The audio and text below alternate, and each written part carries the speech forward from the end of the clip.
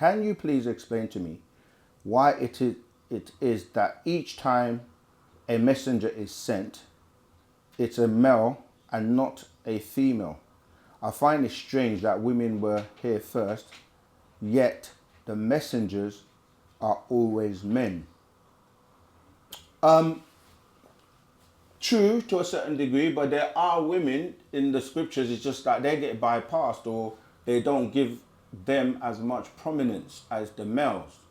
You got like women who changed the history of the world. You know, Esther, Mary, Miriam, Hagar, Hathor. There are many, but they just don't get the same airplay as the men.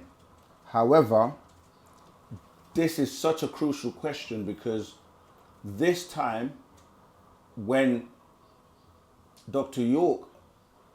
Malachi Z.K. York, Partner Babylon, was sent, his job is to bring that about. Like, it's the time of the sacred feminine, it's the time of the women.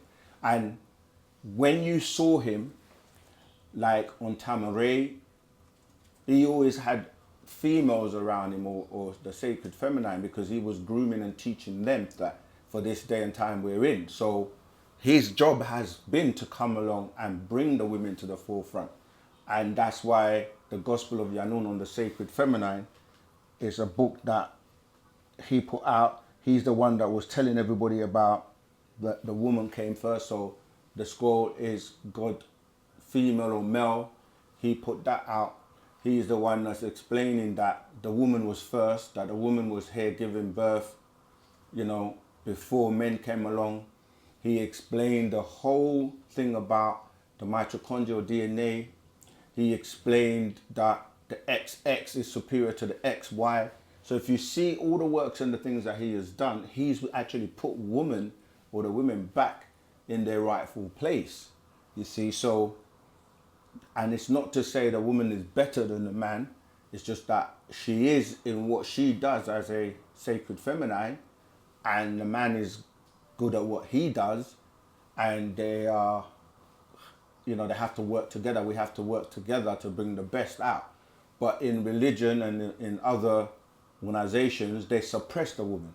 They put the woman down. They say, you know, the woman must walk behind, or the woman must be covered up, and, you know what I mean, really women can't speak up front as imams and so on and so forth. So Wu-Sabat was actually liberating the woman by saying, look, no, you're the sacred feminine. You have a perfect matrix.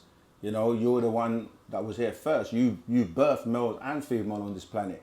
You know, you have the mitochondrial DNA that is passed from you to your daughter, and only from female to female offspring. So if you really look at the doctrine of Wu-Sabat, it actually puts the woman first.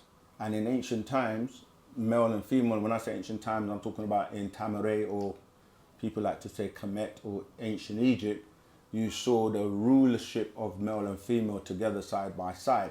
In fact, it was a matriarch system, not like what religion did, which is come and suppress the woman and bring about a patriarch system with Abraham, with everything being about men, men, men, men, till even modern times where men are presidents, men are prime ministers.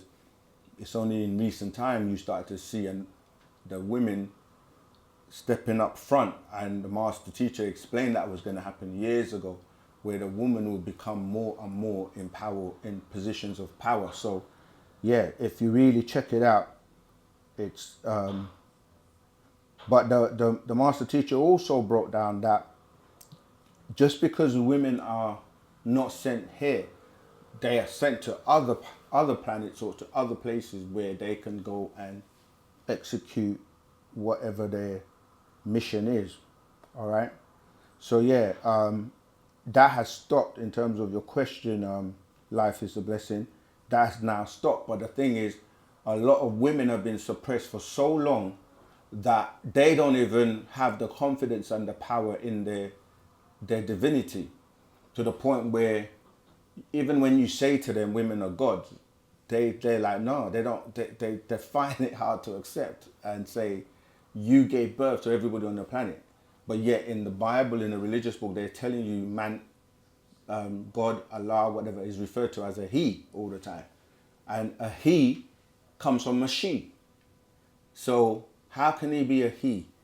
Because you look at the word she, he is inside of she. You look at the word female, male is inside of the female. You look at the word woman, man is inside of the woman. You look at the word lady, lad is inside the word of lady, lad.